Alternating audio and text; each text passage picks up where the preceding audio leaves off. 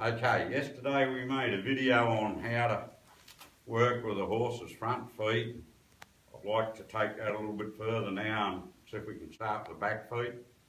Again, I can't stress enough how much it matters that your horse is respectful and relaxed, and you can get him to move around. You can see this horse, he's not an old horse, he's got very little handling on him, but he knows how to respond to that lead rope. He knows how to respond to me, and how to work around me where we can both feel safe and relaxed, and that's really, really important. If you get working with a horse's feet and they're inclined to jump on you or lean on you, that makes life pretty uncomfortable. And a lot of problems that farriers have is, they'll be working on the back legs and the owner will be holding the horse, and the horse will walk forward over the top of the owner and leave the farrier there, behind the back legs or in the kicking zone, and a lot of farriers would rather tie the horse up if it's a bit disrespectful like that. Disrespectful, a word for it that we sort of understand, but it could be defensive, or it could be frightened, or it could be, I just don't know what to do here, confused. So, but it's a term that describes when the horse crowds you or moves towards you, I guess, and that's all it is. So, when I use that, take it with a grain of salt. It's something that people understand, and it's not really the horse's frame of mind generally, depending on their upbringing. Okay, I want him to be a little soft in the neck there, his little tense there, good.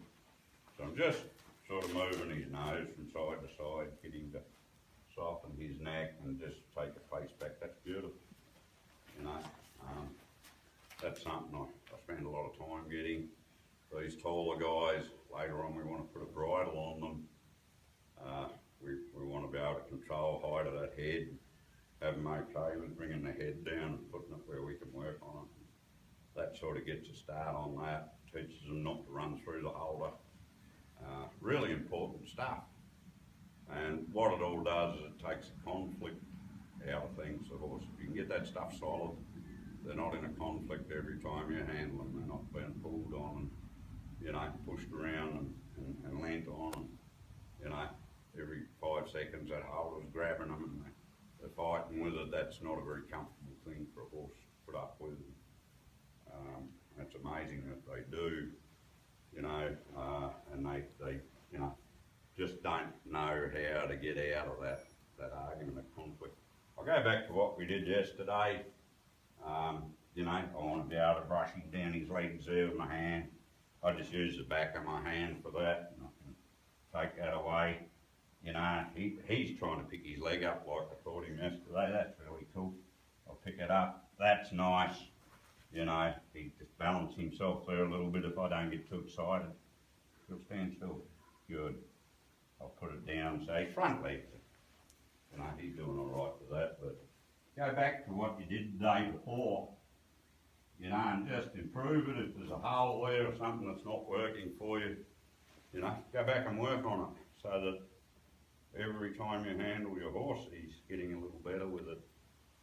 This is not a one-time fixes-all type training thing, but if you go about it the right way, you can avoid creating problems that stick, So if you're trying all the time and failing, things get worse. Every time a horse pulls away or gets a release, it's like training him to pull away or to be evasive or something like that. So it's really important, I think, that people understand that. And I know, it's probably a good trait in people that they have the gumption to keep trying something, keep trying to work it out, keep trying to get it. But if it's not working too many times with your horse, you're going to run into a little bit of trouble. Okay, I'm going to work here towards his back leg. I want to make sure I can brush him, and as you can see, he's a little worried. He's had his back legs picked up. you know, a few times, not many, maybe half a dozen times in his life. Most of those were a while back, so a few months ago, so he's a little worried and I just need to rub him and make sure he's okay. And if he stands still and relaxes a little bit, I'm not going to just stop rubbing him as a release. I'm going to get right out of his way, you know. I'll get him to stand there where he's a bit more balanced. Bring that other leg forward, good. If you've got a soft horse, you can do that pretty easily. Okay, I'll come back here, I'm going to rub him, work my way down his leg here. If he's okay about that, I'm going to get out of his way. And I'll show you some other methods too. We're getting started on that later on, but we'll go this way first. I generally try and get it this way first. I find it better than other methods if the horse will stand for you, but sometimes you've got to use something else if they start moving away from you, like of being too evasive. Okay, I'm gonna run my hand down there. I'm just gonna scratch on there with my thumbnail. Now he's moving away, I'll stay with him. And I'm gonna reach up and grab his hock, and I'm not gonna do anything suddenly. If he stands still, I'll step back. So I'm just putting my fingers in where that tendon is above his hock. I'm just putting my fingers in there, putting a little sideways pressure, nothing serious. And just staying with him. If he's a bit of a kicker, we'll go about it another way, but this guy's pretty good. Okay, scratch, scratch, scratch, scratch, scratch, scratch, scratch, scratch, scratch. I don't want him to move or away. Scratch, scratch, scratch, scratch, scratch. Wrong leg, buddy. Scratch, scratch, scratch. Good. And he just ease the pressure on that. I'll go again. Scratch, scratch, scratch, scratch, scratch. Yeah, good boy. Now, the idea is I want to bring his leg back towards that leg. If I'm getting in a situation where it's out here, it puts him off balance and he falls away from me. And as soon as he gives me something and it's relaxed, I'll step away. So yesterday it was wiggle, wiggle, wiggle. Today it's scratch, scratch, scratch. Okay, and rubbing. I'm going to scratch, scratch, scratch, scratch. When he puts it down, I want him to hold it there. Some horses you wouldn't need to use your thumbnail at all to spin down, there'd be enough for him to pick it up. Other horses you might have to put that in quite a bit before he registers and picks it up. So, you know, not the point where you hurt them, but just enough that they can feel that. And the idea is that I don't need that thumbnail. That's not how we do it every time I pick his legs up. So I can ask, apply the thumbnail, wait, yep. You know, he's a bit quick about that, but he'll get used to the idea. And if he learns that that thumbnail's not there at all, when he just picks his leg up, so scratch, scratch, scratch, scratch, good. That was relaxed, that's pretty cool. I'll turn him round and do the other side so you can see. You know, I want to walk down there. I'm not going to walk around my horse, because I have a pretty good opportunity to train him to move his shoulders over just in our general way of being. I always try and get my horse to move around me a little rather than me move around it. It keeps things, you know, on the right side of who's moving who, you know. Keeps that in his brain that he's got to make way for me a little bit. That's really handy if that can just become a way of being. I'm going to leave that alone, that was pretty good. A lot of people are taught, and I touched on this yesterday, to run their hand down here and then pick it up. If their horse is a little bit worried, what they do is you know, you can cause them to move away, or if they're really worried about their legs, that is like giving them the opportunity to, it's all right, buddy. That's like giving them a warning, and almost becomes a cue for them to step away if people get into trouble with that.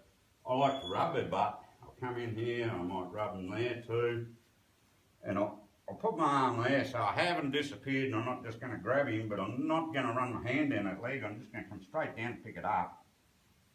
And that way, if he is worried and he picks that leg up even to move over on there, okay, he's worried, I'll stay.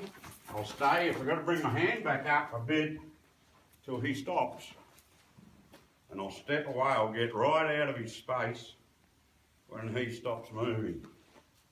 Okay, I come in again. He's not really balanced there, is he? Like, you know, if I pick that leg up and his other one stuck right out like that, so I want him to have more weight on the inside or the one away from me than the one I want to pick up. I'm going to reach down and just give him a little bit of a scratch, scratch, scratch, scratch, scratch, scratch there. Cool. That's really good. Okay. We'll go in again. Give him a rub there. Touch him with my arm there as I go down, just so that he knows I'm close and it's not a shock to him that I'm down there. Pick that up. That's pretty good. If he's soft, I'll leave him. You know, if he gets tense or leans on it, I'll move it around like we did with the front ones yesterday. Do the wobble, wobble, wobble thing. But if he's okay about this, I'll leave him be. Okay, I'm gonna scratch, scratch, scratch. Really hard to make a short video on something because so many of these things all go together, you know. Don't even attempt this without the soft handling. Get some of that on there first, and the better they are to handle, you know, the easier everything else is.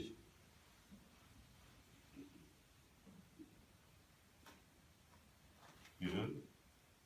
Good. I'm staying. He's sort of, I might wobble, wobble a bit. There we go. When he softens, I'll leave it alone. You hear about timing and feel and balance all the time, and it's usually said in a, you know, in a context where people are talking about riding a horse, but it really doesn't matter what you're doing with a horse. It's all relevant. You know, I want him to be balanced.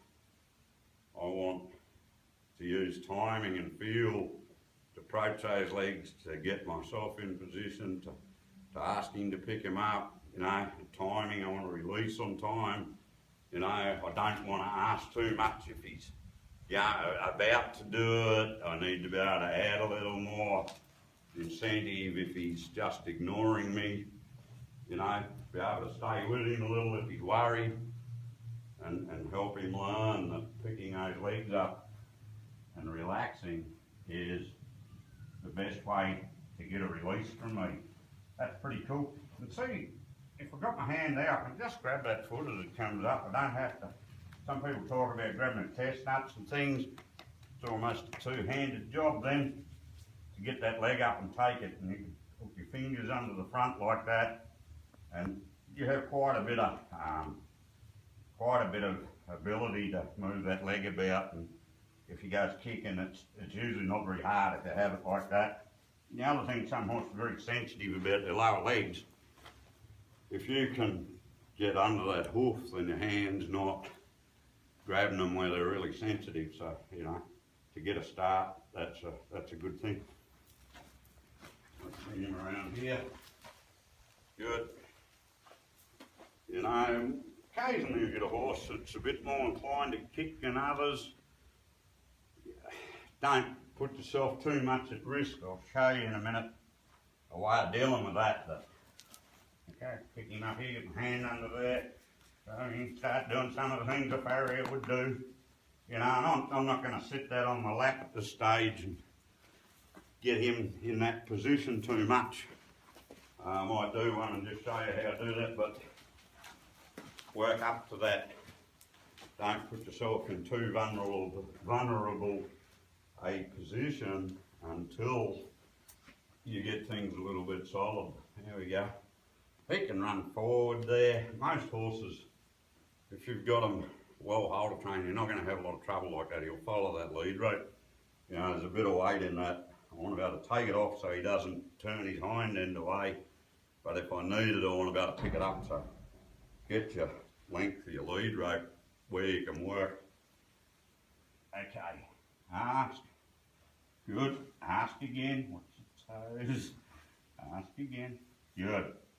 Now, I'm not going to pull it out the side. He's trying to get that forward there, but I've got hold of it. If I've got to sneak myself back so he doesn't catch my leg, I'll do it. give him a bit of a move around. Okay, that's good. If I just put my leg behind that there, that's rather than me step right in there, try and get my leg over a little bit and get it behind that hoof. But I don't again want to get it right out the side too much, because that'll encourage him to move. He's feeling pretty relaxed about that.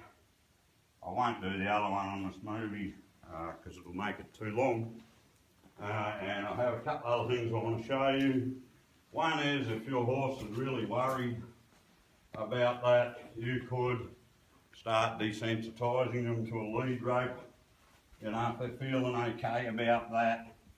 Sometimes I use the flag first, get them okay with their legs. You know, so if they're moving around, I'll keep the flag in. If they relax at all, I'll take it away and teach them to let them do that with their legs first.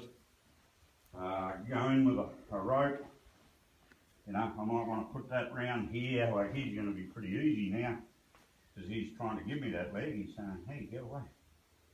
Now the idea is that I don't want to try and restrain him with that or pull on it. I want him to pick his leg up. You know, so I'll come into here and I'll bump, bump, bump, bump.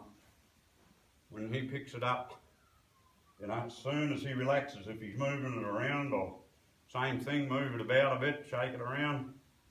And as soon as he's relaxed, I'll put it back down, give him a scratch or something young horses like. Ask again, bump, bump, bump, bump, good. So that's a front leg. You can do the front legs that way. I sometimes do, I often don't, unless I've got a horse that's really, really touchy about it. Okay, back legs. Hopefully you can see me a bit better. Stop your worrying. There we go. Walk in here. I might put this lead rope on up here where he's sort of more okay with it. Rub, rub, rub, rub, rub. Good. Step out of it again. I could have gone with the flag first. Yeah. As I said, it's really hard because I could probably make a 2-hour video on picking up legs. Hey. I'll just walk with him, walk with him. You notice I'm not dropping that pressure because he moved away from me. I dropped it when he relaxed about it. That's important. Good. Okay, so he's a little bit okay with that. I'll run that round his leg. Bump, bump, bump, bump, bump, bump. Good. Leave it be. Bump, bump, bump. Good. Leave it be. Bump. And again, I'm not holding his leg up. That's his job. So if he leans on that, I'll bump, bump, bump. Good. So I can hold it up with very little pressure. That's important. You know, so you could get a start like that and then use the rope and run your hand down there. It's not necessary to go that way a lot of times, but every now and then you'll find that you might need to do that. Anyway, that's a little more on legs, thank you. And we'll do something more later on.